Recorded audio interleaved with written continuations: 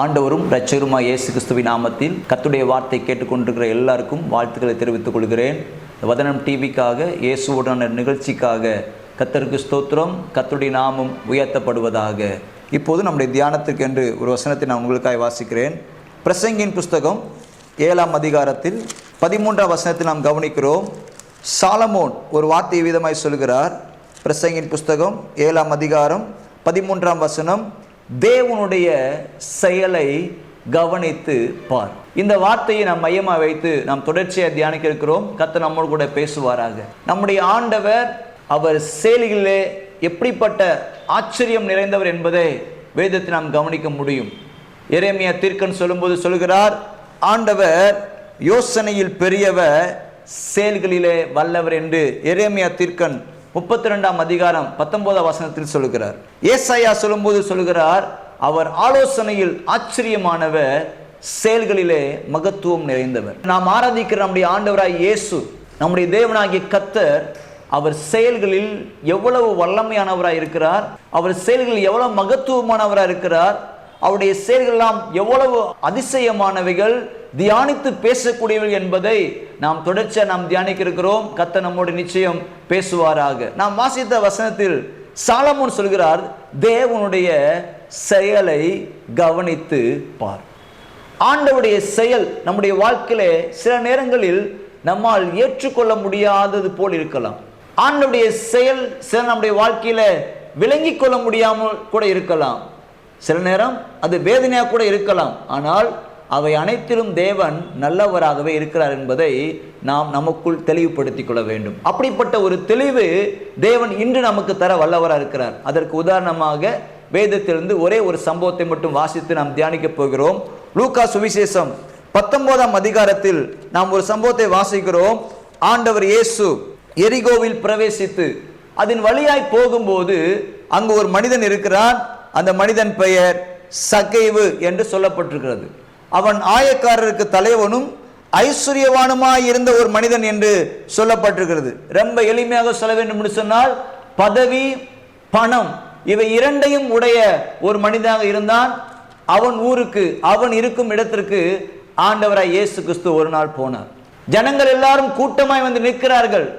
இவனுக்கும் ஒரு ஆசை, ஆண்டவர் இயேசு எப்படிப்பட்டவரோ என்று பார்க்க வகை தேடி முன்னாக ஓடி காட்டத்தி மரத்தின் மேல் உட்கார்ந்திருந்த பொழுது ஆண்டவர் இயேசு இவனுக்கு அழைப்பு கொடுத்தார்.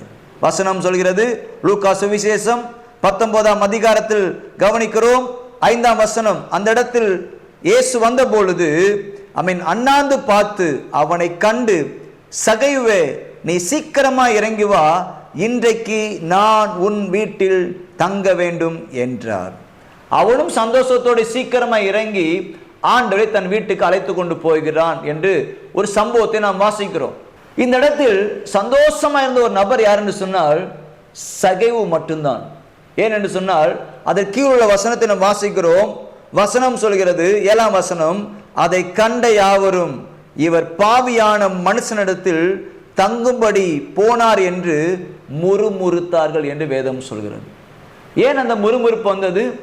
ஏனென்று சொன்னால், ஆண்டவர் போகும் ஒவ்வொரு இடத்திலும் வேதத்தில் வாசிக்கிறோம், திரளான ஜனங்கள் ஒருவரை ஒருவர் மிதிக்கத்தக்கதாக ஆயிரமான ஜனங்கள் ஆண்டவரை தேடியும் ஆண்டவரை பின்பற்றி கொண்டும் வந்தார்கள். ஏன் வந்தார்கள்? வந்ததன் நோக்கம் என்ன?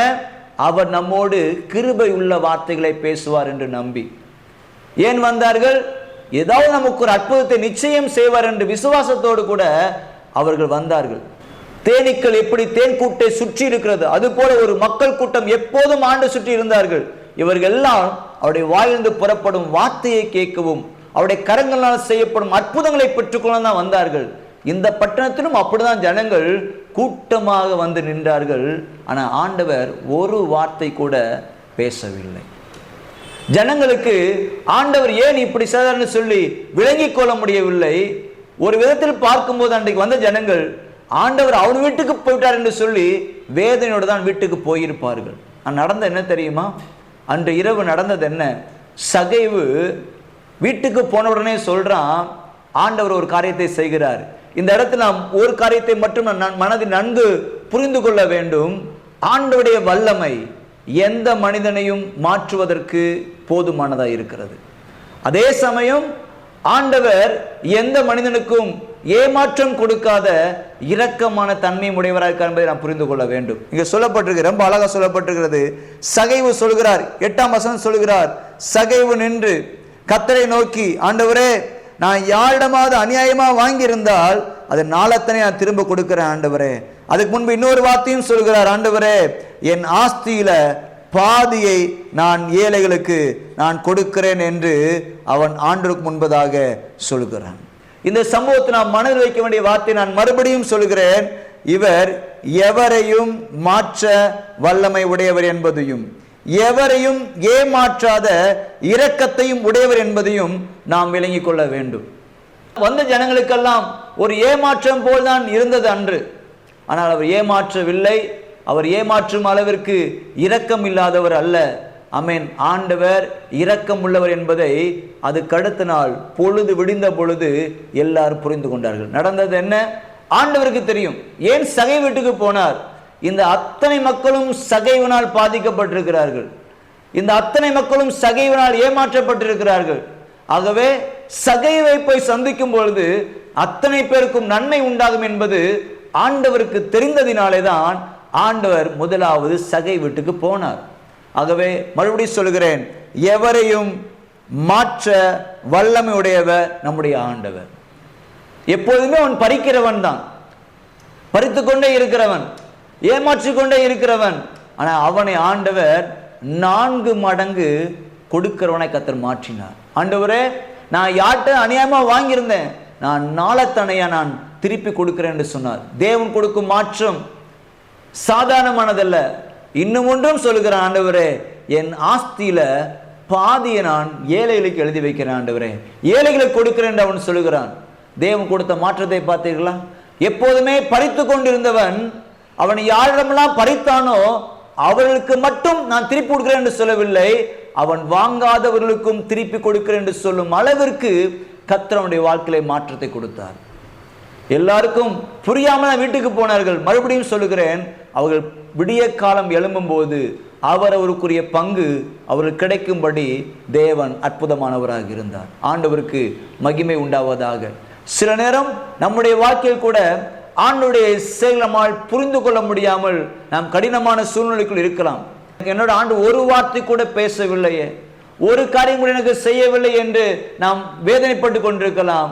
நாம் பொறுமையாக இருந்தால் புரிந்து கொள்ள முடியும், என் ஆண்டவர் நான் எதிர்பார்ப்பதை விட, நான் இழந்திருப்பதை விட எனக்கு பல மடங்கு நன்மையான ஒன்றை ஆயத்தம் செய்து கொண்டிருக்கான புரிந்து கொள்வது நமக்கு இருந்தால் நிச்சயம் தேவன் நம்முடைய வாழ்க்கையிலே அற்புதம் செய்ய தேவன் போதுமானவராக இருக்கிறார். இந்த காரியத்தை ஆண்டவர் சகைவுடைய வாழ்க்கையிலே செய்தார்.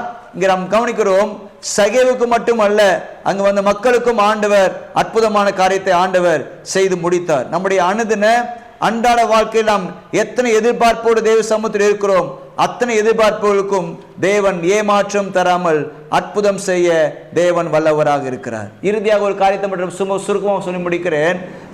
அந்த வசனத்தை கவனிக்கிறோம். 10ஆம் வசனம் வருகிறது. ஆண்டவர் சகைவை சந்திக்கிறார், அவன் எல்லாருக்கும் கொடுக்கிறேன் என்று சொல்கிறான். சொல்லி முடித்த பின்பு 10ஆம் வசனத்தில் ஆண்டவர் சொல்கிறார், இழந்து போனதை தேடவும் ரட்சிக்கவுமே மனுஷகுமாரன் வந்திருக்கிறார் என்று ஆண்டவர் சொல்கிறார். இழந்து போனதை தேடவும். இந்த வசனம் இருவருக்கும் பொருந்தும். யாருக்கு பொருந்தும்? அன்று ஆண்டவரை தேடி வந்த ஜனத்திற்கும் பொருந்தும், சகைவுக்கும் இது பொருந்தும். அந்த ஜனங்கள் சகைவினால் ஏமாற்றப்பட்டு அநேக நன்மைகளை இழந்து போயிருந்தார்கள். அந்த இழந்து போயிருந்த நன்மையை தேவன் அவர்களுக்கு மறுபடியும் கொடுக்கபடி செய்தார். இது ஒரு அற்புதம். ஆனால் உண்மையில் இங்கு சொல்லப்பட்ட நோக்கம் என்ன என்று சொன்னால், சகைவு என்பவர் தேவனோடு கொண்டிருந்தான அந்த உறவு, அந்த ஐக்கியத்தை அவன் இழந்திருந்தான். இன்னும் ரொம்ப எளிமையாக சொல்ல வேண்டும் என்று சொன்னால், ஏதேன் தோட்டத்தில் ஆண்டோடு அந்த உறவை மனிதன் இழந்து போனான். அந்த இழந்து போன அந்த உறவை மறுபடியும் தேவனோடு ஏற்படுத்தும்படியாகத்தான் ஆண்டவர் இயேசு இந்த உலகத்திற்கு அவர் மனிதனாக பிறந்தார். அந்த இழந்து போன உறவு என்று சொல்லும் போது இழந்து போன தேவனுடைய சாயல், இழந்து போன தேவனுடைய மகிமை, இதை எல்லாவற்றையும் கொடுக்கும்படியாகத்தான் ஆண்டவர் இந்த பூமிக்கு வந்தார் என்பதை ஆண்டவர் ரொம்ப அழகாக சொல்கிறார். நம்முடைய வாழ்க்கையிலே ஸ்தோத்திரம், நாம் எதை இழந்து போயிருந்தாலும் அதை மறுபடியும் கொடுப்பதற்கு நம்முடைய ஆண்டவர் வல்லவராக இருக்கிறார். ஆனால் அதே சமயம் நம்மிடம் காணப்பட வேண்டிய ஒன்று இருக்கிறது. ஒன்றே ஒன்று, அவரை தேடும் ஒரு வாஞ்சை. இது ரெண்டு பேருமே ஆண்டவர் தேடி வந்திருந்தார்கள். அந்த ஜன கூட்டமும் ஆண்டவர் தேடி வந்தார்கள், சகைவும் ஆண்டவரை தேடி வந்தார். ஏன் சகை வீட்டுக்கு ஆண்டு முதலாவது போனார் என்று சொன்னால், எல்லாரும் காண்பித்த ஆர்வத்தை விட சகைவு காண்பித்த ஆர்வம் அதிகம். ஏனென்றால் எவரும் ஓடி போகவில்லை, யாரும் மரத்தில் ஏறி பார்க்கவில்லை, எப்படியாவது அவரை பார்க்க வேண்டும் என்ற ஒரு ஆசை, தீவிரமான ஒரு எண்ணம் அவனுக்குள் இருந்ததினாலே எவருக்குள்ளும் இல்லாத ஒரு வாஞ்சை, ஒரு தாகம் சகைவுக்குள் இருப்பதை ஆண்டவர் பார்த்தார். அவன் பாவம் செய்தவன் தான், பணம் பறித்தவன் தான். ஜனங்கள்லாம் சொல்லும்போது சொல்றாங்க, இவர் பாவியான மனுஷனிடத்தில் தங்கும்படி போனார் என்று சொல்கிறார்கள். உலகம் அவனுக்கு என்ன பேர் கொடுத்திருக்க வேண்டும்? உண்மையின்படி பார்த்தா பணக்காரன் கொடுத்திருக்கணும். ஆனா அவனுக்கு இருந்த பணத்தை விட அவன் செய்த பாவங்கள் மிகுதி. அப்படிப்பட்ட மனிதனா இருந்தால் கூட இயேசு எப்படிப்பட்டவரோ என்று பார்க்கும்படியான ஒரு வாஞ்சை அவனுக்கு இருந்ததினாலே ஆண்டவர் சகை வீட்டுக்குள் முதலாவது போனார். இன்னொரு காரணம் இருக்கிறது.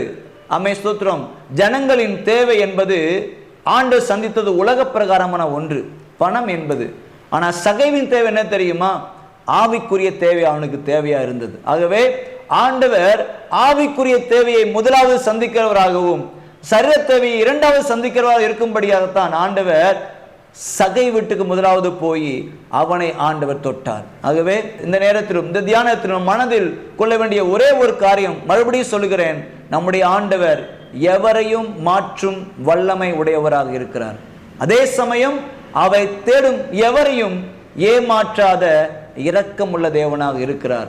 நாம் எத்தனை மணி ஆண்டு சமூகத்திலே வந்திருக்கிறோம், அவர் சமூகத்தில் வந்த ஒவ்வொருவரையும் ஆண்டவர் நிறைவான பலனால் நிரப்ப வல்லவராக இருக்கிறார். ஆகவேதான் ரூத் புத்தகத்தை வாசிக்கிறோம், அவருடைய செட்டுகளின் கீழ் அடைக்கலமா வந்த உனக்கு அவராலே நிறைவான பலன் கிடைக்கும்.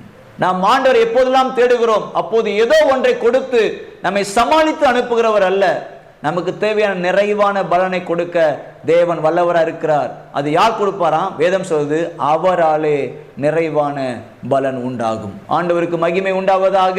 நம்முடைய வாழ்க்கையிலே தேவனுடைய ஒவ்வொரு செயலையும் நாம் கவனித்து பார்க்க வேண்டும். மறுபடியும் சொல்கிறேன், சில நேரம் தேவனுடைய செயல் நம்மால் புரிந்து கொள்ள முடியாமல் இருக்கலாம், நம்மால் விளங்கிக் கொள்ள முடியாமல் இருக்கலாம், நமக்கு அது வேதனையா கூட இருக்கலாம். ஏன் என் ஆண்டவர் இந்த வாழ்க்கையில இப்படிப்பட்ட காரியத்தை அனுமதித்தான்ற கேள்வி நம்முடைய எப்போதும் மனதில் ஊத்தி கொண்டே அல்லது உள்ளத்தில் குடிகொண்டு கூட இருக்கலாம். ஆனால் நாம் கொஞ்சம் தேவ சமூகத்தில் அமர்ந்து நாம் நிதானித்தால் நமக்கு ஒன்று புரியும். எனக்கான ஏதோ ஒன்றை அல்லது எனக்கான சிறப்பான ஒன்றை என் தேவன் பல மடங்கு ஆசீர்வாதமான ஒன்றை ஆயத்தப்படுத்தி கொண்டிருக்கார் என்பதை நம்மால் நிச்சயம் தெளிவாக புரிந்து கொள்ள முடியும். ஆகவே நம்முடைய ஆண்டவர் யோசனையில் பெரியவர், செயல்களிலே வல்லவர். அது மட்டுமல்ல, அவர் ஆலோசனையில் ஆச்சரியமானவர், செயல்களிலே மகத்துவமானவர். அவருடைய செயல்கள் மேல் நம்பிக்கை வைப்போம். நிச்சயம் கர்த்தர் நம்மை ஆஸ்வதிப்பார். நாம் ஜெபிப்போமாக. பிதாவே, உம்மை நாங்கள் ஸ்தோத்திரிக்கிறோம். ஆண்டவரே, உம்முடைய செயல்களை நாங்கள் கவனித்து பார்க்க கிருபை தாரும். ஆண்டவரே, அன்று அந்த ஜனங்கள் முறுமுறுப்போடு போனாலும் பொழுது விடிந்த போது அவர்களுக்கு தெளிந்தது ஆண்டவர் நல்லவர் என்பதை புரிந்து கொண்டது போல எங்கள் வாழ்க்கையிலும் ஆண்டவரே, நீர் எப்போதும் நன்மையானதே செய்வீர் என்பதை புரிந்து கொள்ளும் கிருபையை நீர் எங்களுக்கு தருவீராக. இயேசுவின் நாமத்தில் ஜெபிக்கிறோம் நல்ல பிதாவே. ஆமேன், ஆமேன், ஆமேன். God bless you. கர்த்தர் நம்மை ஆசீர்வதிப்பாராக. ஆமேன்.